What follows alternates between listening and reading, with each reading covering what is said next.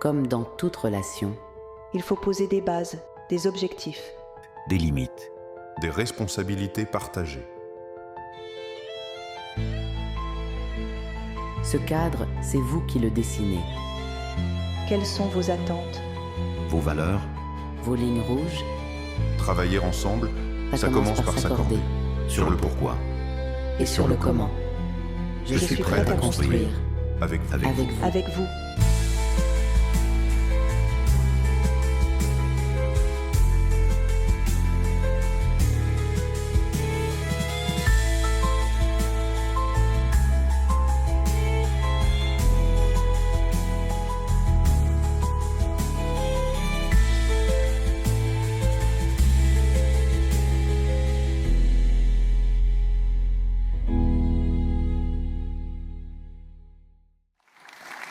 Merci à notre partenaire Le Truc pour avoir réalisé cette vidéo, mais entièrement avec Lia pour regarder le fil de la conférence. Peut-être avant de commencer une réaction sur cette vidéo qui sera peut-être un spectacle que nous verrons, à voir si c'est souhaitable ou pas, en 2040 ici sur cette scène. Arnaud? J'hésite entre effrayant et magnifique. C'est vrai que les IA peuvent faire beaucoup de choses, dont on a compris, ils ne peuvent pas être plongés. Peut-être qu'ils savent jouer aussi de la musique, très probablement. Mais impressionnant. Impressionnant, pareil, Mathilde, de choses, sentiment de terrifiant. Je pense qu'on a tous et toutes eu le même sentiment d'émerveillement et de peur en même temps. Moi, ça me terrifie en fait, une vidéo comme ça, à titre personnel. Ça me fait aussi penser à un élément que j'aime bien citer par rapport au cinéma, typiquement les effets spéciaux. C'est à l'arrivée de Jurassic Park. Je me suis dit, ah bah oui, maintenant on a des effets spéciaux partout, on n'arrive plus à voir ce qui est de l'humain, de ce qui est du réel. Et en fait, c'est une sorte de rêve qu'on essaie d'atteindre, et là on l'a atteint, on n'arrive plus à voir pratiquement la différence. Et en fait, ce que j'aime bien, c'est qu'un des derniers films qui a mieux marché en tant que blockbuster, c'était Top Gun Maverick. En fait, l'argument de vente, c'était tout a été fait par des humains, toutes les cascades ont été faites par Tom Cruise. Et en fait, il n'y a aucun effet spéciaux dedans. Et je trouve intéressant, c'est qu'une fois qu'on a atteint ça, finalement, qu'est-ce qui reste? C'est la performance de l'humain. Et j'aime bien aussi cette idée de dire finalement, on tend vers quelque chose, mais au final, voilà, ça reste humain. Et puis, Marc l'a très bien dit aussi avec sa conférence, donc c'est ça que ça m'évoque. Il y a vraiment zéro effet sur, même sur Tom Cruise qui a l'air d'avoir 25 ans. Peut-être. Laetitia Rochu, vous avez une réaction parce que vous traitez beaucoup d'art. On rentre tout de suite dans le vif du sujet. On reviendra aussi après à chacun répondre à la question. Oui, qui nous dit que les personnes humaines sur cette vidéo sont vraiment des humains et pas des deepfakes? Et en fait, nous, dans les technologies immersives, donc les réalités augmentées, mixtes, virtuelles, tout ce qui est spatial, l'informatique spatiale, eh bien, on a déjà affaire à ces limites très floues entre le réel et le virtuel. Donc, je vous garde, Laetitia, puisque vous nagez dans les technologies immersives avec Virtual Switzerland. Nous sommes réseau suisse pour le développement de projets innovants en matière de réalité augmentée, et donc vous êtes la directrice. Donc, pour vous, dans le cadre d'une utilisation de l'IA, artistique ou non, parce qu'il n'y a peut-être pas que des entreprises qui traitent d'art dans notre salle, il faut poser le cadre de l'utilisation de l'IA dès le début. Est-ce qu'on utilise des humains, pas d'humains? Est-ce que vous pouvez nous parler de ce cadre dès le départ, puisque la table ronde, c'est poser les bases solides pour une relation saine et équilibrée? Oui, la transparence dès le départ de qu'est-ce qui est fait en IA et qu'est-ce qui est fait par un talent. Donc la différence, je dirais, entre le talent, acteur, créateur, rédacteur, et l'outil que l'on utilise. Pour reprendre un exemple de Mathieu, eh bien, dans le cinéma, dans la production audiovisuelle, on a beaucoup de créations immersives, donc qui sont très proches du film. On parlait d'effets spéciaux. En fait, toutes les technologies utilisées dans le gaming et dans les technologies immersives viennent des effets spéciaux du cinéma, en fait. Et donc, avant de faire une soumission pour un award ou un concours ou une demande de subvention ou de fonds, on devrait dire exactement ce qui est fait par un talent et ce qui est fait par un outil. Et je pense que ça pourrait aussi aider la réglementation et le cadre dans lequel on s'inscrit aussi au niveau du droit d'auteur. Voilà, c'est ce que je voulais dire. Donc vraiment un esprit de transparence. Est-ce que quand on a un film comme The Brutalist avec Adrienne Brody, dont l'accent a été modifié par intelligence artificielle, est-ce qu'il a autant de chances de gagner un Oscar, il l'a eu, qu'une autre personne qui n'aurait pas eu cet outil vocal à disposition. Donc voilà, il y a des petites choses sur lesquelles il faut s'accorder dès le départ. Il ne faut pas me lancer non plus sur la voie d'Adrienne Brody, vous voulez dire, on ne va pas se sortir, mais on va parler de ces droits d'auteur ensuite, c'est très important. Puisque vous parliez d'un exemple concret, avant de commencer, un outil ou quoi que ce soit. Roxane Zappala, vous êtes la directrice de l'affaire Neuchâtel, vous avez développé pour l'affaire un service juridique en ligne que nous sommes nombreux à utiliser dans la salle, mais pas que, c'est une vraie révolution, la RefLex. C'est un service juridique en ligne dédié au droit du travail suisse. Donc vous avez complètement construit cet outil. Quand on a préparé cette table ronde, vous nous avez expliqué que vous avez construit la relation, c'est-à-dire vous avez mis dès le départ tout ce que vous vouliez, ne vouliez pas. Est-ce que vous pouvez nous expliquer, en tant qu'utilisatrice et à la fois prestataire et vous avez commandé cette réalisation, est-ce que vous pouvez nous en dire un peu plus? Oui. Alors, merci beaucoup pour votre invitation. Ça marche. Alors peut-être juste une petite précision, c'est que effectivement tant sur l'outil, ce que c'est que Reflex et sur mon rôle dans le développement, tout d'abord mon rôle, moi je ne suis pas du tout informaticienne, je suis juriste spécialisée en droit du travail et dans le cadre de mon travail à la Fédération des entreprises romandes, je conseille les entreprises depuis 20 ans en matière de droit du travail, d'assurance sociale, je donne des formations et l'affaire souhaitant être très innovante et digitaliser beaucoup de services, c'est demander voilà, qu'est-ce qu'on peut digitaliser dans le domaine du service juridique en droit du travail et j'ai levé la main en disant que j'étais intéressée à développer quelque chose. Donc je ne suis pas informaticienne à la base, mais je suis responsable métier dans le développement de ce projet. Alors qu'est-ce que c'était? Je vous coupe juste pour bien comprendre, même si on ne connaît rien en IA, on peut s'emparer d'un sujet. Alors justement, on peut être son manager et prendre en charge même si on n'y connaît rien. C'est ça, c'est en tout cas de l'expérience que moi j'ai vécue. Donc j'ai dû imaginer sur la base de la relation que je pouvais avoir avec les entreprises, c'est-à-dire quel est le besoin. Je donne des formations, très souvent on me disait mais c'est pas possible de ces complexités de ces calculs, est-ce qu'il n'existe pas des calculateurs? Ok, on va faire quelque chose dans les calculateurs. Est-ce que vous n'avez pas des programmes qui peuvent générer des documents? Ok, on a le fait de développer un programme qui génère des documents et puis une base de données énorme avec tous nos guides, etc. Et surtout, évidemment, à l'heure actuelle, une intelligence artificielle et c'est ça dont je vais parler aujourd'hui. Alors ce qui est intéressant, c'est que ça fait quelques années maintenant qu'on est sur le projet, qu'on y pense et quand on a commencé à vouloir intégrer l'intelligence artificielle dans le projet, il n'y avait pas encore les IA génératives. Ce qui veut dire qu'on a fait des proof of concept avec une intelligence artificielle qui était beaucoup très différente de ce qui existe actuellement. Donc il fallait imaginer un petit peu toutes les questions qui pouvaient être posées et les mettre en lien avec des réponses qui pouvaient être données et être pertinentes. Et c'était extrêmement laborieux avec, je dirais, un résultat pas trop mauvais, mais quand même pas à la hauteur de ce qu'on a aujourd'hui. Et puis ensuite arrive IAGEN, arrive ChatGPT sur le marché et je vois ça alors que j'étais en train de développer le projet et je me suis dit mais c'est génial, on arrête tout, il suffit de mettre de la donnée dans la machine et puis elle va devenir une experte en droit du travail et répondre à toutes les questions en droit du travail en peu de temps. Et bien évidemment c'était pas du tout comme ça que ça s'est passé et j'aurai l'occasion de l'expliquer. Mais en gros quelles sont, je pense, les attentes avec le recul que je peux avoir. Tout d'abord les attentes par rapport aux fournisseurs, c'est qu'il faut absolument savoir à la base qu'est-ce qu'on veut. Qu'est-ce qu'on veut que le bot fasse exactement? Clarifier l'objectif. Voilà, clarifier l'objectif à la base. Et puis, deuxième chose, très important, quelles sont les données qu'on a à disposition? Parce qu'évidemment que le bot va travailler sur la base de données. Donc, quel est l'objectif? Quelles sont les données? Et puis ensuite, bien discuter avec le prestataire informatique en disant est-ce que l'objectif est atteignable avec les données dont on dispose? Et puis, évidemment, l'idée de respecter ces données. Exactement, exactement. Alors ça, c'est aussi une phase extrêmement importante. Vous imaginez bien notre domaine juridique aussi. Mathieu Cortési qui acquiesce.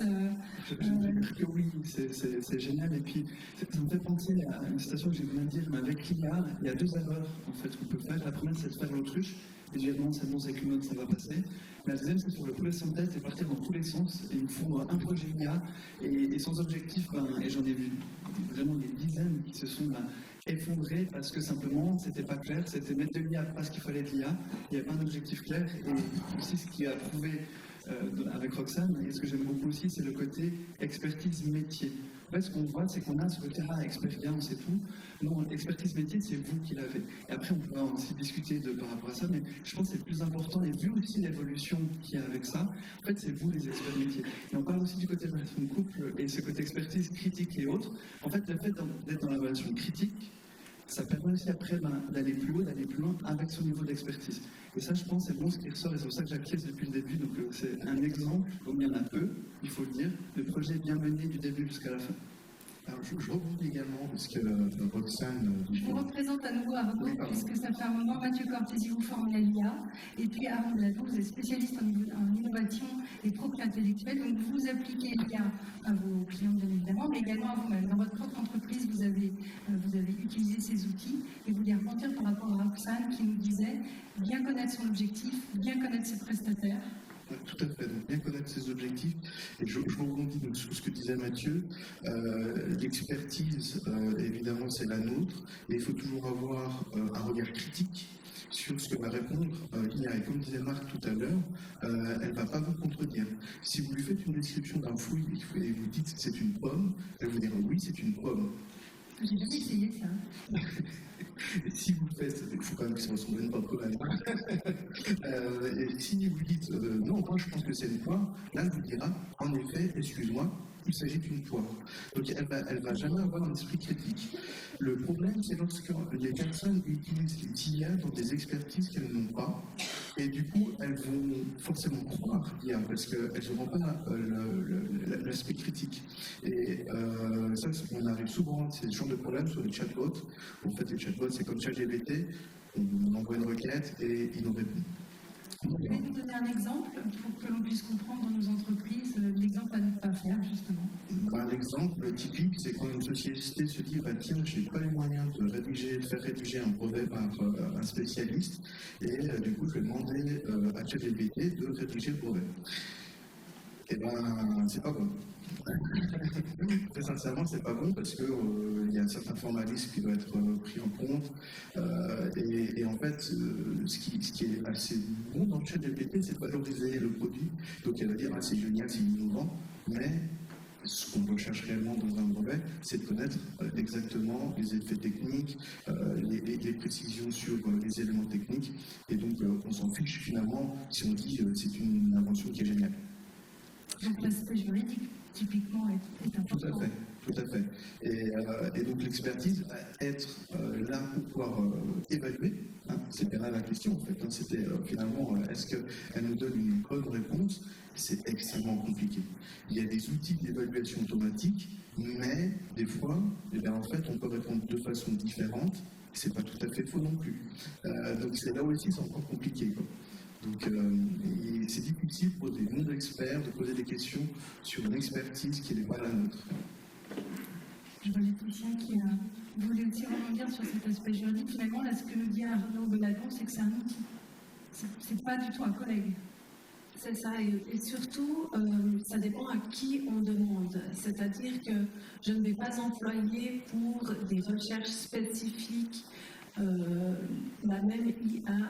Par exemple, j'utilise pas mal Elicit, que j'aime beaucoup parce que les références qu'elle vous donne sont des références académiques. Or, si vous regardez les référencements que vous trouve peut-être ChatGPT, eh bien, vous aurez l'article XY, ça peut aller de la vulgarisation même à une déclaration que l'un de nous aurait fait et qui est reprise et finalement qui n'a pas une source sûre.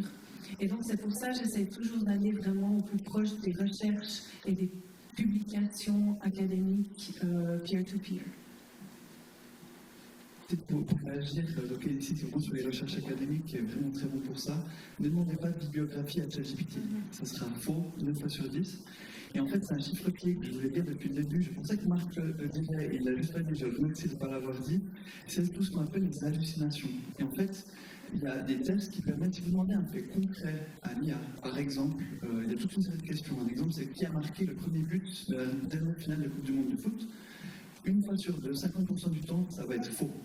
Par contre, 100% du temps, ça va paraître vrai. Ça sera peut-être le deuxième buteur, ça sera peut-être le premier buteur de la demi-finale. Mais en fait, d'un point de vue confiance, et c'est aussi un des points dans l'évaluation de couple, cette notion de confiance, une fois sur deux, ça va être faux. Les meilleurs modèles, on parlait de GPT-4o, maintenant GPT-4.5, c'est un petit peu baissé, mais c'est de l'ordre de 37%.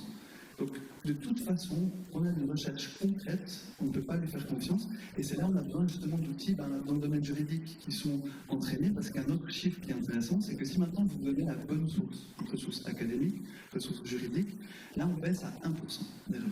Et si on entraîne bien, ben c'est encore moins.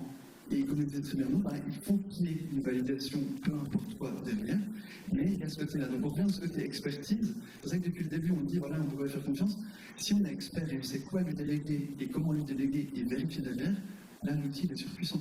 Et c'est vraiment fait vers ça qu'on doit tendre pour la suite. Quand on parle d'outils, peut-être qu'il peut être intéressant d'en citer quelques-uns, parce qu'en général, quand on dit IA, on pense quasiment tout, je pense 80% de ChatGPT, mais en réalité, il y a beaucoup d'autres choses.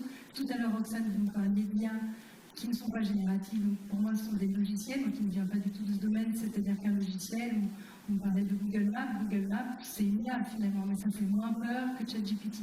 Est-ce que vous pouvez nous citer quelques exemples? On connaît le copilote, Perplexity ou ChatGPT, mais d'autres outils vers lesquels, en tant qu'entreprise, on peut se tourner, qui sont peut-être payantes, enfin juste peut-être faire une parenthèse sur les outils à utiliser ou pas du tout. Alors, moi personnellement, pour mes applications, j'utilise les modèles qui ont été développés par Mistral. La raison elle est simple, en fait, on a développé une application qui fait de la gestion des idées et qui aide les inventeurs à rédiger correctement selon un certain formalisme ces idées.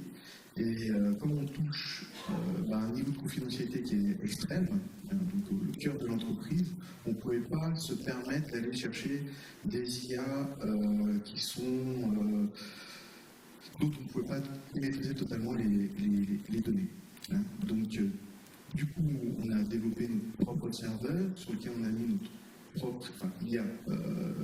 On a téléchargé le modèle, on a formaté selon nos besoins. Et ça, c'était vraiment important. Et ça, on peut le faire qu'avec des modèles qui sont open source, c'est-à-dire qui sont, que vous pouvez télécharger et utiliser. Voilà. Roxane, vous vouliez rebondir, je vous ai chipé le micro. Oui, non, c'était par rapport justement à la fiabilité des données. C'est clair que quand on a décidé de développer cette IA, on s'est dit, mais que fait déjà ChatGPT? On voit du travail, ça ne sert à rien qu'on invente la roue. Et donc, on allait poser un petit peu des questions et on s'est vu que ça semblait magnifique, ça semblait des superbes réponses, mais avec notre œil d'expert, on était en mesure de dire c'est tout faux.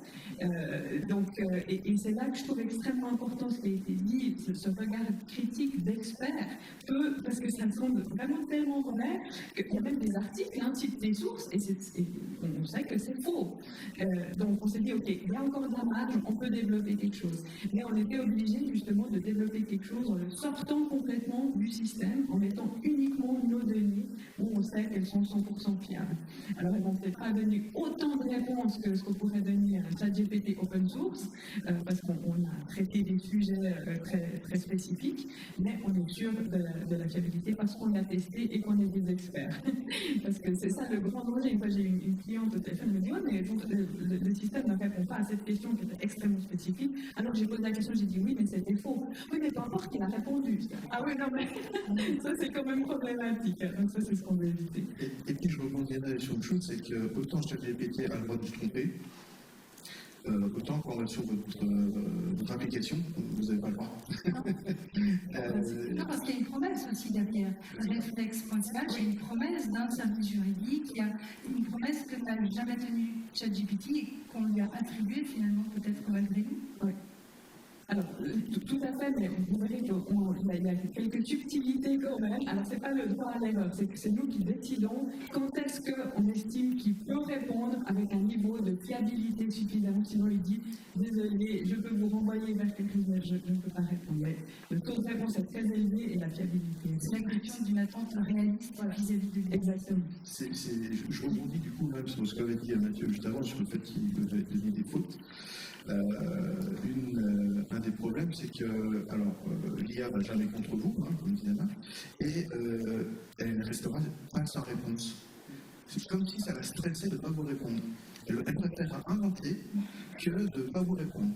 Alors après, on peut contrer ça en disant non, mais tu dois te baser uniquement sur tes connaissances et tu n'inventes pas. C'est possible. Elle va du coup diminuer ce genre d'erreur ou d'hallucination. Mais si vous ne faites pas attention, elle vous inventera quelque chose. Quelque chose qui veut bien. Laetitia. C'est humain aussi, si on en revient à la relation. Et puis que la transparence, c'est aussi le lien vers la confiance. Et par rapport à cela, je voulais dire que le cadre légal renforcé par l'Union européenne, enfin la Commission, on travaille beaucoup avec la Commission européenne, avec EXAR for Europe. On est très proche d'eux et dernièrement, d'ailleurs, il y avait hier, on était en lien pour les nouveaux paquets de soutien à l'innovation au transfert technologique, donc c'est-à-dire que ce sont des paquets académiques, les soutiens à Horizon Europe, et il y avait énormément de paquets qui étaient liés à l'IA. Et donc, dans ce cadre-là, c'est clair que nous, on va faire, et on se sent le devoir, d'utiliser une IA européenne. Et donc, Mistral, c'est vrai que je vous enjoins aussi, parce que plus on sera de monde à utiliser cette IA, et vu que la Commission européenne se bat quand même contre deux fronts, et elle impose un cadre légal très strict, elle a raison de le faire, mais elle a les États-Unis et l'Amérique du Nord d'un côté et la Chine de l'autre. Donc, c'est vraiment, je pense que d'avoir une IA qui nous ressemble, c'est important aussi. Voilà, j'allais dire, c'est un autre sujet, un sujet d'innovation. Il faut encourager sur notre territoire la création d'une IA qui pourrait aller contrebalancer les États-Unis et d'autres pays, comme vous l'avez dit. Il y a une notion de régulation. Il y a eu le Conseil national qui s'est penché aussi hier, une commission nationale qui souhaite notamment que le gouvernement utilise leur propre ChatGPT, GovGPT, je ne sais pas comment ils l'appelleront. En tout cas, on vient de regarder dès le départ, il faut une intention. Quelle est l'intention? Connaître la tienne, connaître celle de l'IA, même si on comprend qu'on ne sera jamais vraiment. Qu'est-ce qu'on donne ensuite? Comment est-ce qu'on construit le dialogue? C'est la deuxième partie de cette table ronde. On a vu comment regarder dès le départ. Maintenant, on va commencer à dialoguer avec cette IA. Qu'est-ce qu'on lui dit? Comment est-ce qu'on peut avoir confiance? Vous nous disiez, Mathieu, que souvent on part tête baissée dans cette relation. Comment est-ce qu'on s'ajuste? Comment est-ce qu'on dialogue avec qui? Et puis comment est-ce qu'on peut faire en sorte de progresser ensemble et pas simplement de subir? Surtout que vous n'arrêtez pas de dire depuis tout à l'heure qu'ils disent plein de choses fausses. Pourquoi est-ce qu'on leur donne autant de crédit? Alors juste, elles disent des choses fausses, mais quand même la grande majorité, c'est des trucs vrais. C'est quand même très très performant, et c'est surtout performant avec un très grand volume de données. Après, il y a des biais, parce que on va dire 90% des données sont pas européennes, on va dire, et du coup, ces biais-là, c'est du fait que là où ils sont sourcés dans les données, s'il y a des biais dans ces données-là, il y aura les mêmes dans la réponse. Et pour l'instant, ça continue à partir dans d'autres pays. Laetitia? Par rapport à toute cette idée de construction et du dialogue, enfin de co-construction, moi je ne me sens pas tellement subir, en tout cas dans nos milieux, vu qu'on crée des solutions et qu'on propose des solutions, j'ai pas l'impression de subir ces données parce qu'on définit. Je prends un exemple très concret. Un développement en réalité mixte pour mieux comprendre les troubles autistiques, par exemple. Eh bien, on va exactement s'assurer de la collecte de données au bon endroit, au bon moment, pour le bon usage. Et donc, c'est l'agrégation des données et la quantité qui va nous être importante. Mais finalement, je ne subis aucune donnée, étant donné que, justement, c'est nous qui choisissons la récolte pour l'analyser et l'intégrer au mieux par la suite. Donc là, vous êtes en lien avec les médecins, avec la santé, qui autorise le transfert de données. Donc il y a une qualité. Le patient. Ça, c'est le patient. Alors oui, c'est tout à fait au niveau thérapeutique. D'ailleurs, c'est une très grande tendance dans l'utilisation des technologies immersives, c'est la personnalisation de l'aide médicale et des soins, et aussi le diagnostic anticipé. Donc ça veut dire par exemple le déficit cognitif qui peut arriver avec l'âge. Des fois je me demande si je ne devrais pas me faire tester aussi déjà.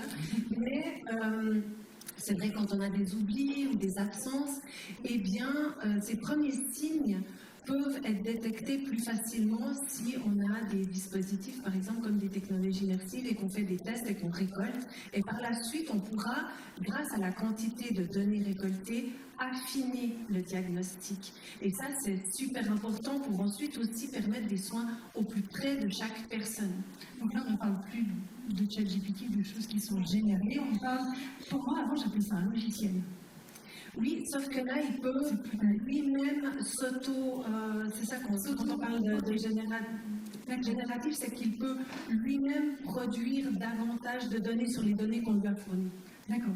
Et donc là, c'est une possibilité de garder les données, je me tourne vers la juriste, là, c'est une façon de garder ces données et de ne pas les laisser partir, je ne sais où. C'est ça. Maintenant, par rapport aux données, moi j'ai une expérience intéressante par rapport à Reflex, c'est qu'à la base on s'est dit on va mettre toutes les données qu'on a, on avait écrit un guide, des articles, des jurisprudences, etc. Et puis après on va tester. Et en fait, c'était pas du tout bon. Parce que le temps qu'il mettait à tout scanner pour générer la réponse faisait que parfois c'était même contradictoire. Dans une même phrase, on avait blanc et puis à la fin, il finissait par noir. Donc, en fait, la quantité de données, en tout cas dans notre expérience, n'était pas du tout pertinente. Par contre, après, en travaillant, on s'est rendu compte que mieux vaut, de données, il en faut de toute façon, mais mieux vaut de la qualité de données. Et on a justement décidé de partir sur un ouvrage très bien structuré et puis de partir et de donner ensuite des règles à l'IA pour qu'elle aille rechercher dans ce chapitre, dans ce sous-chapitre, en fonction des questions qui sont posées, etc.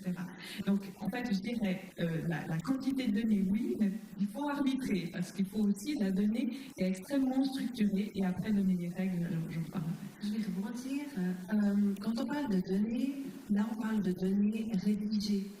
Quand on parle, en revanche, quand je parle de technologie immersive, ce sont des données qui peuvent être la température corporelle, la pupillométrie, la dilatation de la pupille, le mouvement des yeux, le mouvement du visage, et donc et le pouls. Donc voilà, on a des autres données biophysiques. Oui. Quel que soit notre besoin, on peut trouver cette data, que ce soit corporelle dans la santé ou j'allais dire juridique, ou peut-être intellectuel. Ce qui est intéressant, c'est que nous, on avait une problématique, en effet, les données. Mais également, en fait, le modèle, quand vous voulez un modèle qui est très généraliste, qui est très intelligent, on va dire, comme ChatGPT 4.0, eh bien, c'est un volume énorme. Et vous ne pouvez pas le faire fonctionner sur vos propres machines. Je vous donnerai une réponse, mais peut-être dans un an ou deux, donc c'est pas la peine. Donc on utilise du matériel qui est spécifique pour pouvoir faire ces calculs, et pour pallier ce problème, on peut prendre aussi des modèles qui sont plus petits, qui ont moins de connaissances de base, mais on peut aussi entraîner sur nos propres données. Et c'est tout l'intérêt en fait d'avoir des modèles qui sont plus petits, qui ne sauront sans doute pas qui a marqué le premier but. Et ça c'est pas grave parce que moi dans mon domaine j'en fiche. Mais par contre, nous ce qu'on attend, c'est qu'il y ait des connaissances dans le domaine de la propriété intellectuelle. Et on peut lui donner des données là-dessus. Le problème, c'est la qualité des données. On peut avoir une quantité énorme de données, si elles ne sont pas bonnes, si elles ne sont pas bien structurées. Et là, vous allez avoir des mauvaises choses également. Alors, ce qu'on dit, c'est garbage in, garbage out. Donc, ce que vous donnez qui est mauvais, eh ben, il ressortira également mauvais. Ça, il ne fait pas de magie. Ça s'appelle comme un humain d'ailleurs. Mathieu, vous qui formez énormément, comment est-ce qu'on construit, structure ce dialogue? Oui, et en fait, moi j'aime bien parler aux gens qui se disent « Ah mais mince, moi je peux pas me payer un immense outil avec mes données, je peux pas les entraîner ou autre, j'ai que ChatGPT, j'ai que Microsoft Copilot, comment je peux faire ?» En fait, nous, c'est bien, on intervient aussi dans le sens où, pour moi, il y a vraiment trois choses, vraiment une entreprise qui se dit, ou une institution, peu importe laquelle, qui se dit « Ok, j'ai envie d'aller de l'avant ». En fait, il y a trois éléments centraux à respecter. Le premier, en fait, c'est, on a vu le cadre, mais en fait, c'est la direction, les cadres, qui donne une impulsion, qui donne, voilà, nous on veut aller de l'avant là-dessus, on met un cadre. Ça peut être une charte IA, par exemple, on a vu ce côté cadre, ça peut être une charte pour les employés, ça peut les rassurer. Certains n'osent pas l'utiliser, n'osent pas dire qu'ils utilisent, d'autres utilisent au surtaquer et puis mettent toutes les données d'entreprise dans le ChatGPT, parce qu'on ne va pas être dupe avec ça. Et il y a aussi une question que j'aime bien poser, alors avant je ne vois pas très bien dans le public, mais qui parmi vous a une charte IA à main levée, qui est une charte IA d'entreprise auprès de vous? Donc nous on a une, voilà. Il y a 4-5-6 personnes qui lèvent la main. À peu près, c'est à peu près ça. En gros, 3-4-75% des entreprises en Suisse n'en ont pas. Et moi, je pense que c'est un très bon point de départ, mais pour encourager. Pour dire, OK, vous avez ce cadre-là. Et vraiment, on propose aussi un modèle sur notre site MCJS. Donc, n'hésitez pas, vous pouvez la prendre sans souci. Mais ça, c'est un premier point. Il faut que la direction mette ce cadre-là. Le deuxième point, pour moi, c'est la formation des employés, en fait, l'accompagnement des employés. Pourquoi? Parce que, en fait, tout ce qu'on parle là, je pense que c'est une histoire de montée en compétences. En fait, les gens doivent expérimenter. Donc, on est dans le domaine de la formation. Donc, dans la formation, de manière générale, c'est mieux quand les gens expérimentent. Versus le cours magistral qu'on a tous connu, c'est qu'on était unis aux écoles, voilà, il y a le cours, les slides, on a oublié les lendemains. En revanche, quand on expérimente, on apprend. D'accord? Donc, je ne pense pas que Marc va me contredire là-dessus. Et là, il y a ce côté, justement, en fait, les clients, c'est encore plus fort. En fait, il faut expérimenter, il faut faire des tests. Il faut faire des tests. Un exercice qu'on a bien donné, par exemple, c'est organiser un voyage. En fait, vous apprenez tellement de choses sur l'IA, sur ce qu'elle peut faire, sur ce qu'elle ne peut pas faire. Avec ça, donc, en expérimentant, les gens, vos équipes, en expérimentant, elles apprennent des choses et elles peuvent faire remonter des choses qui, après, peuvent être reprises pour des outils qui sont mieux, avec de meilleurs objectifs, de meilleures attentes et de meilleure qualité de données, comme disait Arnaud. Et puis, le dernier point, c'est l'outil aussi, on l'a vu, c'est qu'au bout d'un moment, on arrive à des plafonds verts, typiquement la protection des données, qualité des données, on l'a vu. Et puis, pour revenir, c'était la question que tu posais sur les outils, moi j'en ai deux que je voulais proposer parce qu'on me pose tout le temps la question, donc comme ça c'est fait. C'est par rapport au PV de séance. Donc on peut faire une table ronde que là-dessus, donc on ne va pas aller dans le détail, parce que protection des données, je suis encore bien attaqué. L'outil s'appelle Dict.ai. L'avantage, c'est qu'il est français, il respecte le GPD, il utilise Mistral notamment, et sur des serveurs en Europe, il est, donc que ça soit en ligne ou en présentiel, et puis vous avez 2 heures gratuites par mois, donc c'est celui qu'on conseille, il y en a plein d'autres, et c'est que celui-là est vraiment bon. Et puis aussi, pour celles et ceux qui se disent, ok, mais moi je ne peux pas avoir ChatGPT, je suis limité, j'aime avoir une sorte de ChatGPT interne. Donc, en partie sur les données, ou en tout cas sur des serveurs locaux, nous, il y a un outil qui s'appelle Varios, avec qui on collabore, qui est vraiment intéressant, qui ne va pas du tout au niveau de détail qu'on a vu ici, mais ce côté à l'interne, d'avoir un outil à l'interne, pour toutes les institutions qu'on a formées, celles qui avaient un outil à l'interne, en fait, les employés, ils avaient cette sérénité d'esprit, et qui est juste incommensurable, de dire « Ah ben là, je peux mettre des choses. » Après, on fait attention, mais ça, c'est important aussi de garder. Ça s'appelle Varios, mais quand vous dites que ça s'utilise en interne, c'est quelque chose qu'on télécharge et on garde nos données, à l'inverse de ChatGPT? Il y a plein de manières de faire avec ça, mais typiquement, il y a par rapport à, on peut mettre sur nos serveurs locaux, il y a aussi des partenariats aussi pour des serveurs en Suisse aussi, donc, parce qu'ils sont basés en Suisse. Donc il y a plusieurs manières de faire, on ne va pas forcément rentrer dans le détail avec ça, mais il y a ce côté de sérénité en termes de données, et par rapport à Microsoft Copilot, pour dire aussi qu'il des fois est un peu frustrant, déjà il est parfois moins cher et plus intéressant aussi à besoin. Oui, parce que tout ça a un coût, on va en parler après. Je voudrais juste terminer sur cette notion de « je suis au travail, je n'ose pas dire que j'utilise l'IA alors que tout le monde l'utilise ». Est-ce que c'est parce qu'on est gêné? On parlait tout à l'heure de discours qui sont écrits ou non écrits, les rédactions qui sont rédigées à mon grand âme complètement par l'IA ou pas, mais on n'ose pas parce que c'est encore mal vu, pourtant c'est hyper fun d'utiliser ça. On n'arrive pas à se situer par rapport à ça. Est-ce qu'on ose dire à son patron qu'on utilise ça? Est-ce qu'on ose dire à ses salariés que le discours de fin d'année, en fait, c'est Bidule Piti qui l'a écrit?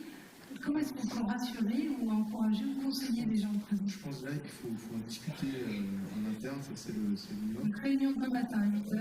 Voilà. Ce qui est important en fait, c'est de ne pas complètement interdire, dans le sens où si vous bannissez complètement, il y en aura quand même qui vont l'utiliser. Et ils utiliseront en balançant aussi des données confidentielles, parce qu'il va croire qu'en mettant la coche données éphémères, des choses comme ça, il sera protégé par ça, ou parce qu'il a une licence ChatGPT qu'il a payée. Ça, le pire à faire, c'est de rien dire et d'interdire. Je pense qu'il faut discuter, il faut en effet se dire mais quel objectif, quel besoin, est-ce que ça va vraiment améliorer nos performances? Parce que je pense qu'on est tous là à dire que quand on a commencé avec ChatGPT ou n'importe lequel, on a mis plus de temps à comprendre comment il fallait écrire le prompt que d'écrire réellement l'email. Avant de comprendre comment ça fonctionne, il faut apprendre, comme tu disais. Et c'est là où on fait finalement une espèce de dialogue qui se fait avec l'IA. Le dialogue, en fait, il est même double, parce que nous, on apprend, mais elle aussi, elle apprend de vous, parce que les 3/4 du temps, on n'a pas des licences payantes, donc quand c'est pas payant, ne vous inquiétez pas, ils se retrouvent quelque part derrière, ils vont réutiliser vos données. Lorsque vous mettez un coup de sang au en bas, c'est pas pour rien, c'est pour évaluer, savoir si on a bien répondu. Donc il y a un véritable dialogue et on apprend l'un comme l'autre. Et c'est bénéfique. Hein. Je ne dis pas le contraire, je ne dis pas que ChatGPT c'est un gros méchant qui va voler toutes vos données et qui va vous mettre à la porte, non, pas du tout.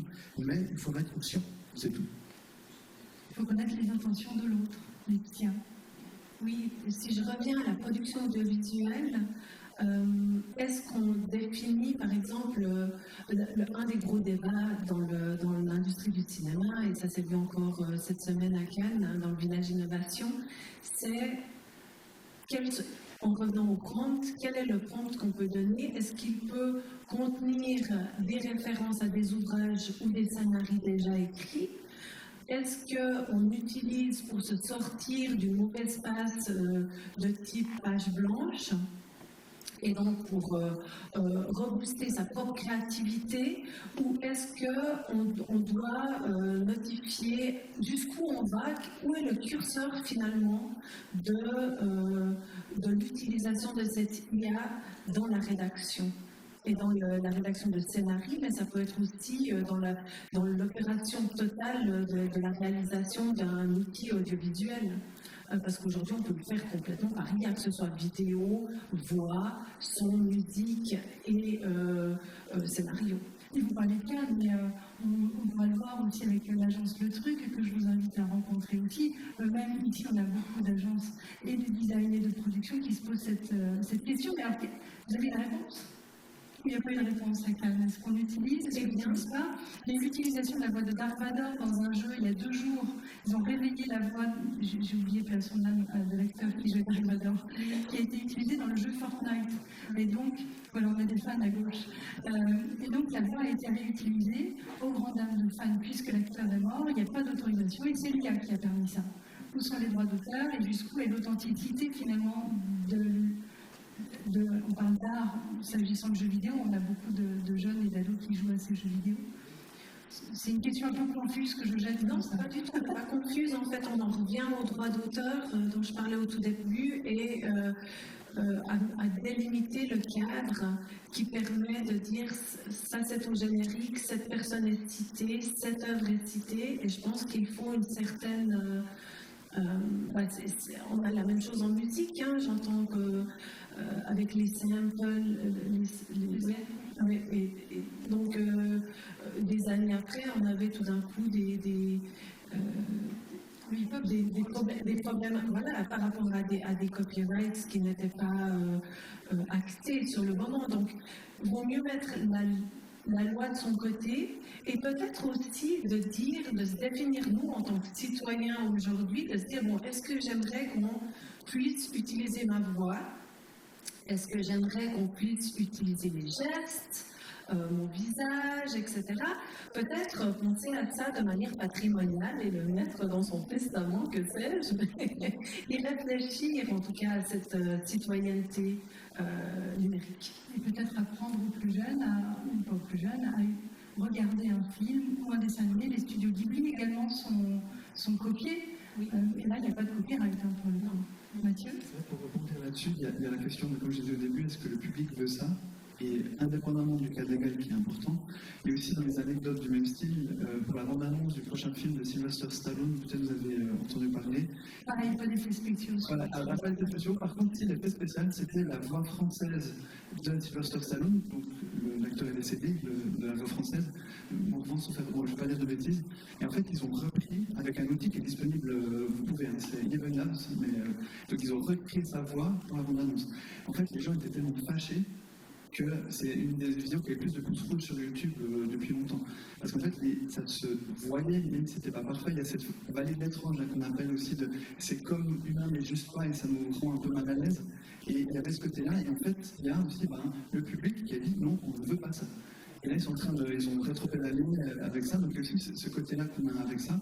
Et peut-être pour revenir sur le côté de finalement par où on commence aussi pour le rapport avec l'IA, je pense que le point central, c'est en fait de voir votre charge mentale au travail. En fait, pour moi, c'est souvent des points de conduire des formations, parce que tout ce qu'on a là, ça va être l'IA va vous apporter des choses, mais ça va être différent pour chacune et chacun. Pour certains, ça va être écrire un mail. Pour d'autres, ça va être résumer un document. Pour certains, c'est dans le domaine juridique ou dans le domaine de la propriété intellectuelle. Moi, ça m'aide énormément dans les formations. On l'utilise énormément dans les formations pour générer des exercices, pour avoir des feedbacks.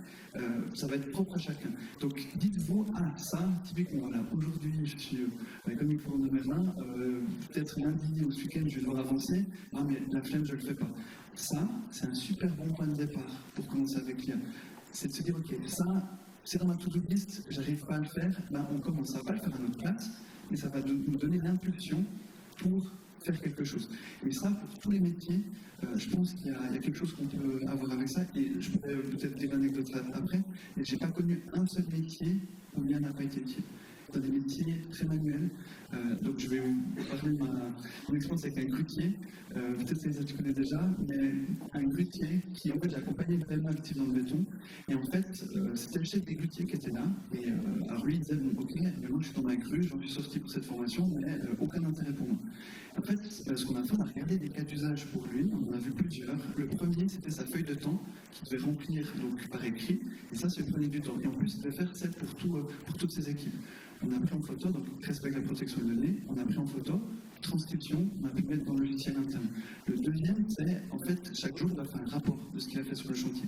Ça lui prenait beaucoup de temps. Ce qu'il peut faire, il a pu le dicter, il le dit que ça met en forme, copier-coller, et ça fait. Il peut aussi faire un rapport de tout le chantier, ça lui prenait un jour entier, maintenant ça lui prend 30 minutes parce qu'il peut mettre les éléments, ça fait une structure, et ensuite il peut le corriger derrière. C'est lui l'expert. Moi, j'ai aucune idée de ce qu'il a mis, mais lui, en tout cas, il avait l'air content, à la fin, il prenait presque dans les bras. Et pour vous dire, il n'y a pas un seul métier, on ne peut pas trouver une petite tâche, un élément de charge mentale qu'on peut lui déléguer, et c'est un excellent point de départ. C'est comme dans l'art, il ne faut pas que ça remplace. Ce que je trouve intéressant dans ton exemple, c'est qu'on voit qu'on n'a pas remplacé. On l'a déchargé. Exactement. Et nous, dans nos métiers, c'est la même chose. La propriété intellectuelle et certaines tâches sont extrêmement chronophages. Nous, on l'utilise, c'est pour nous libérer du temps. On n'aurait pas embauché quelqu'un en plus pour le faire. Non. Donc, on est obligé de le faire. Donc, du coup, en fait, on utilise des IA pour ça. L'IA aussi, elle permet dans nos métiers, d'accéder à l'information plus facilement pour les néophytes, pour les personnes qui sont, par exemple, pour rechercher un brevet, il y a des techniques de recherche. Aujourd'hui, avec des logiciels, on peut simplement écrire en langage naturel l'objet de notre recherche et ils vont nous proposer une requête qui sera pertinente par rapport à notre recherche. Et ça, même moi, qui suis un expert dans le domaine, ça me fait gagner du temps. Parce qu'il va choisir les bons mots-clés, et surtout ce qu'on appelle les classes, bon, ça c'est technique, mais il y en a énormément des classes, et ça permet en fait de définir par domaine technique, et on ne les connaît pas toutes.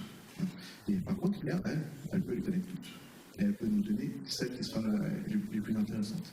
Donc nous, on gagne vraiment du temps. Justine Dima, Emma, que nous allons recevoir dans une autre table ronde tout à l'heure, qui est chercheuse à la Haute École d'ingénierie de gestion du canton de Vaud, parlait d'obsolescence de compétences. Avant, quelqu'un pouvait avoir une compétence pendant 30 ans. Aujourd'hui, c'est 2 ans. En revanche, ça ne veut pas dire que elle verra bien mieux que moi, mais que son métier, que son poste va disparaître. En revanche, il va se transformer, mais la personne peut rester. C'est plutôt une note d'espoir, tant mieux. Roxane. Oui, merci. Moi, je voudrais insister sur cette complémentarité et puis sur ce que j'ai dit au début en disant qu'est-ce qu'on veut que l'IA elle fasse. On ne veut pas que l'IA remplace le juriste, et ce n'était pas notre but dès le départ. L'IA, elle va être complémentaire, elle va répondre à des questions de premier degré, elle va vous dire quel est le délai de congé applicable, quel est le droit aux vacances, quelle est la durée de prescription d'un certificat de travail. Par contre, elle ne va pas pouvoir interpréter, écouter, elle n'aura pas de sensibilité pour conseiller, comme le ferait un juriste, en tenant compte de l'ensemble des circonstances. Et ça, c'est très important, cette complémentarité. Qualité des données. Oui, mais dans notre domaine, c'est vrai qu'en fait, dans le domaine de la création, de la production, c'est vrai que ce sera plutôt de... bien entendu, il y a cette assistance, hein, c'est un assistant personnel, c'est pas un psy, c'est un assistant, mais il y a aussi de pouvoir créer plus vaste et plus réaliste. Est-ce que c'est une réalité? Pourquoi on a bien vu, l'histoire de l'art nous montre tellement d'exemples magnifiques en termes de puissance artistique. En quoi l'IA va plus loin? Est-ce que c'est en termes de... Alors, moi, je parle d'un monde virtuel, par exemple. Donc, un monde virtuel totalement... Reprenons Fortnite. C'est technique, c'est pas une méditation. Ah si, parce qu'il nous faut une narration, on appelle ça les nouveaux formats narratifs. Donc on a besoin d'un scénario de base, même un jeu, il y a des game designers, il y a des game scenarists. Donc tout part d'une histoire. Donc on a cette histoire, on a l'impulsion que vous disiez, Mathieu, eh bien, c'est l'intention de cette histoire. Qu'est-ce qu'on veut montrer? Bon, voilà. Donc, on part de là.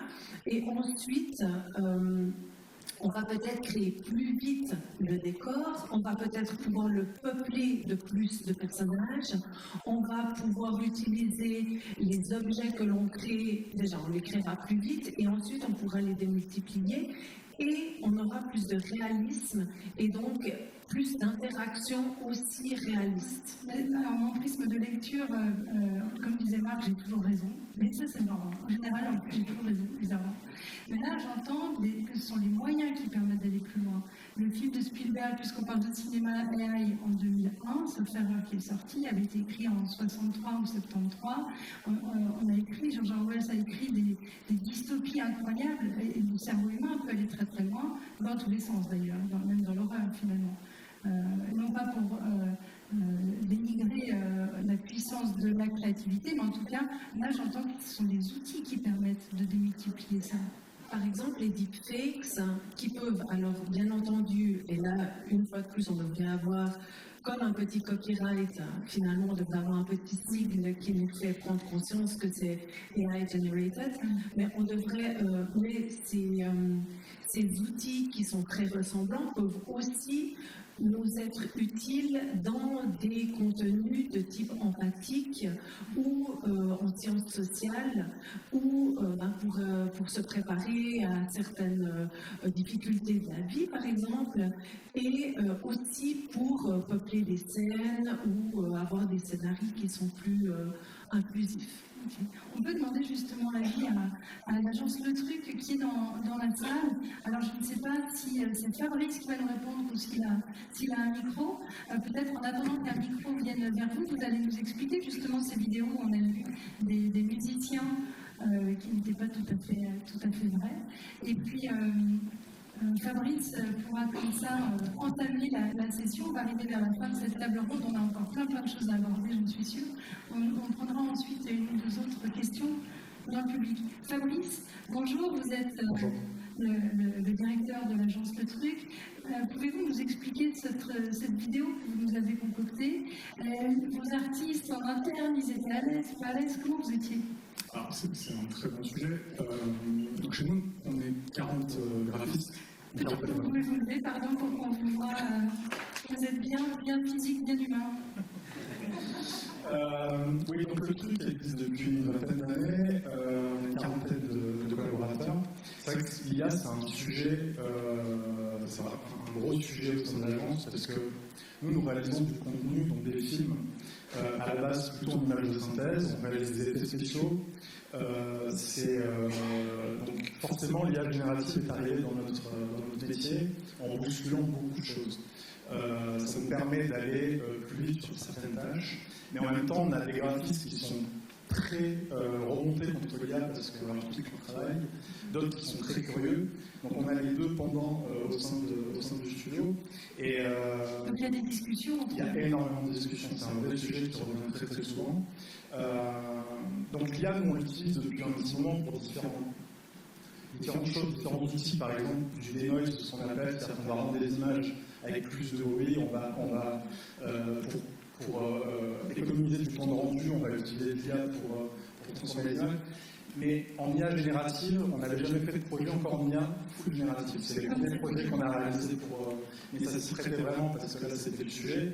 Et alors validé ou pas validé en interne par vos équipes qui étaient... Alors on en a qui valident toujours pas, évidemment, d'autres qui sont... voilà, on a mis l'équipe qui était plutôt très curieuse dessus. Mais c'est vrai que pour l'instant, dans les effets spéciaux, c'est un peu utilisé. Alors tout à l'heure, on parlait de Maverick, entendu. Il y a quand même plus de 2000 plans truqués dans Maverick. Voilà, mais c'est vrai que c'est Tom Cruise qui pilote l'avion, alors que normalement, ça aurait pu être fait par des effets spéciaux. Mais toutes les explosions, tout ça, ça reste quand même des effets et qui ne sont pas utilisés par l'IA. Mais l'IA bouscule beaucoup le monde des effets spéciaux, puisqu'il y a des boîtes qui coulent en ce moment, alors pas que pour ça, mais MPC qui a travaillé notamment sur Top Gun a fermé il y a un mois et demi, alors que c'est une entreprise qui appartenait à Technicolor. Technicolor est une entreprise qui a plus de 100 ans d'existence, qui a fermé il y a quelques semaines. Donc c'est vraiment c'est un vrai bouleversement comme dans beaucoup de métiers, mais dans notre métier évidemment c'est un vrai sujet. Et ce que j'entends, et je vous remercie dans votre témoignage, c'est qu'en fait, on a le droit de ne pas être d'accord, finalement. Si dans vos équipes, on vous dit « je ne suis pas d'accord », c'est ça aussi qui est important. On revient à la transparence au départ et de dire « oui, j'ai utilisé, non, j'ai pas utilisé », et puis si utilisé, oui, pourquoi. Et de toute manière, cette convergence virtuelle réelle, elle va s'amenuiser, donc on va devoir trouver des dispositifs visuels ou non, des clues pour qui nous disent ça c'est AI generated or not. Moi je pense qu'on va devoir, ça va être imposé en fait. Il y a un avantage, c'est qu'elle nous permet d'aller sur un résultat beaucoup plus vite, mais par contre on perd en contrôle énormément. Donc nous ce qu'on amène, c'est étant qu'on a une expérience très importante dans la 3D, c'est-à-dire qu'on va piloter l'IA par le 3D. En lâchant le travail de l'IA par des choses qui arrivent déjà en 3D qu'on va améliorer en IA. Merci Fabrice. Et bravo pour les vidéos. On a d'autres encore de gens. On a des questions que vous avez posées par Slido avec le hashtag 1217, celle des théâtres. Alors celle tout en haut vient d'apparaître, donc je vais peut-être lire quel est le LLM derrière la réflexe. Alors LLM, c'est le L, j'y arrive jamais, c'est Learning Machine. J'avais le Deep Learning Machine, mais peut-être que ça n'existe déjà plus. Oui. Qu'est-ce que alors, on utilise la technologie OpenAI. Voilà. Mais par contre, avec des contrats de confidentialité des données qui restent à la fédération. Et puis deuxième question, un peu en lien, d'ailleurs c'est payant, elle a disparu, non c'est celle-là, c'est-à-dire qu'est-ce que vous utilisez les licences payantes de ChatGPT, est-ce que vous la conseillez ou pas? C'est vrai qu'on a toujours parlé de ChatGPT, moi c'était plus pour dire, voilà, c'est l'IA générative. J'ai utilisé ChatGPT en version payante, maintenant je ne le fais plus. Non pas que maintenant je l'utilise en version gratuite, mais je n'utilise plus ChatGPT pour des raisons de données confidentielles. Même auparavant, je n'utilisais pas ChatGPT avec des données confidentielles. Mais c'est aussi parce que maintenant j'ai ma propre IA et du coup j'en ai plus vraiment besoin. Voilà. Mais tout le monde, je comprends que tout le monde n'a pas sa propre IA chez soi. Donc on est encore sur la problématique de petite précision en quelques secondes. On parle version payante ou gratuite. La gratuite fait beaucoup de choses, hein, j'imagine, c'est la plupart que vous avez. Je profite de l'occasion pour dire que si vous prenez celle payante, donc ChatGPT Plus, à $20 par mois, d'un point de vue protection des données, on est au même niveau que la gratuite. Donc tout est utilisé pour entraîner le modèle. En revanche, si vous prenez la version Team, donc qui est à $25 par mois, minimum 2 utilisateurs utilisatrices, c'est un peu mieux au niveau de protection des données, dans le sens où les données que vous mettez dedans ne sont pas utilisées pour entraîner le modèle. Il y a d'autres problèmes, hein. On ne va pas faire, il nous reste 2 minutes 58, on ne va pas aller dessus, on a vu le côté protection des données sur les serveurs, le cloud et autres, mais si vous hésitez à prendre la payante, prenez plutôt Team, parce qu'il y a une protection un peu plus forte avec ça, puis il y a moyen aussi dans les paramètres d'aller un petit peu plus loin. Donc c'est vrai qu'on fait souvent cette erreur, on dirait je prends bien c'est bon, donc il faut prendre cette Team qui est un tout petit peu plus cher, mais qui est quand même un peu plus performante. Une dernière question, pardon. Excuse-moi. Pour l'instant, il a la possibilité de lire le contrat. Hein. C'est pas totalement obscur, c'est pénible à lire, mais. Il ne faut pas demander un résumé à ChatGPT la lecture. Il y a, maintenant j'oublie ma question, c'était plutôt sur au niveau des secteurs. Laetitia, on a parlé d'art, mais vous avez parlé de la santé aussi, j'imagine de la recherche, de l'autisme. Est-ce que pour nous éclairer, ce sera peut-être la dernière question qui a été soulevée, est-ce qu'il y a des secteurs mieux préparés, des secteurs chez nous, en restant en terre genevoise ou en tout cas en Suisse, des secteurs qui sont mieux préparés ou pas, ou ça va plus vite? Alors de notre côté, c'est beaucoup la formation, le médical et bien sûr la culture, le patrimoine, le tourisme et tout ce qui est artistique qui vont plus vite. Maintenant, le seuil de vigilance, c'est l'outil lui-même, parce qu'on va encore avoir une interface, ces fameux casques VR, MR, ou même, je veux dire, il faut faire attention aussi aux applications qu'on télécharge sur nos téléphones pour faire XY démarches. Donc voilà, c'est surtout à ce niveau-là nous qu'on bloque. C'est le hardware, c'est pas le software. C'est le hardware. Moi, je veux juste apporter une précision, c'est que jusqu'à présent, on parlait des LLM, hein, donc c'est des IA génératives de texte ou bien d'images. En fait, les IA, ça comprend plein d'autres choses aussi, hein, dont la définition d'un traitement, sur lequel j'ai pas mal travaillé aussi. Là, c'était vraiment particulier et ça s'appliquait en fait à nos métiers. Là, il y a plein d'autres types d'IA qui peuvent être développés et qui sont aussi extrêmement performantes. Il n'y a pas vraiment aujourd'hui de limitation. Il y a beaucoup de métiers qui comprennent l'avantage qu'il peut y avoir à mettre des IA. Il y a des métiers qui seront fortement impactés, comme le droit. C'est Minority Report. On aurait pu faire une table ronde de projection film aussi, parce qu'il y a pas beaucoup de choses. Et Laetitia, ce sera votre dernier mot si Arnaud avait terminé. Oui, il y a des métiers comme le droit qui sont fortement impactés, mais ce n'est pas pour autant qu'on va détruire des emplois. Voilà, il faut rester positif. En fait, ce qu'il faut comprendre, c'est que les IA sont des outils, pas des experts.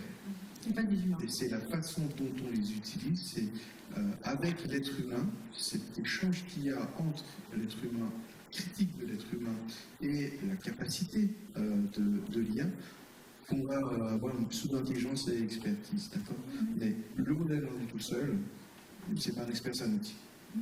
Il va être solide. Dernier mot, Mathieu. Pour Laetitia, c'est une question qui est venue sur finalement comment on se voit dans 1 ou 5 ans. Avec ça, je voudrais juste venir pour rebondir sur ce que dit Arnaud. Moi, il y a 2 ans, j'étais une table ronde. La question de la fin, c'était est-ce que dans 2 ans, les métiers vont être remplacés? On était plusieurs panélistes. Un avait pris la parole en disant c'est sûr, dans 2 ans, tous les métiers sont remplacés. J'ai pris la parole, j'ai dit je ne suis pas sûr parce que pour les raisons qu'on évoque là. Et je suis content parce que maintenant on est 2 ans plus tard. Donc je ne dirai pas le nom de cette personne, mais 2 ans plus tard, non, les métiers n'ont pas été remplacés. Il y a une évolution, on l'a vu, avec toute innovation, et je pense que vous l'avez tous et toutes expérimenté. Toute innovation a tendance à surestimer l'impact à court terme et à sous-estimer à long terme. Donc il y a un vrai impact à long terme qu'on a discuté aussi ensemble. Il est souterrain, il est là, et vous l'avez tous expérimenté. Mais le court terme des emplois et autres, on en est extrêmement loin. Et soyez rassurés avec ça, ça vous permet d'aller de l'avant et de garder cette maîtrise. Ce sont les bases solides d'un couple. Laetitia. Et puis, pour tous ceux qui travaillent dans l'industrie, il y a tous les processus industriels qui bénéficient. Il y a énormément de l'IA, il y a énormément d'appels à projets académiques et autres qui sont proposés. Et puis, pour aussi la commune mérinoise et toutes les entités publiques, les jumeaux numériques sont une énorme tendance à bien regarder et à s'y engouffrer, qui utilise aussi pas mal d'IA, mais qui sera vraiment quelque chose de très profitable à l'avenir. Profitable, j'aime bien on a demandé pour clore cette table ronde, je vous remercie. On a entendu qu'il fallait valider son objectif, bien connaître tous les prestataires, valider la data, ne pas utiliser dans l'ombre ChatGPT, oser le dire, donc oser se confronter aussi dans les équipes, on n'est pas toujours d'accord. Donc de quoi définir en tout cas les bases solides. Je vous remercie mesdames et messieurs.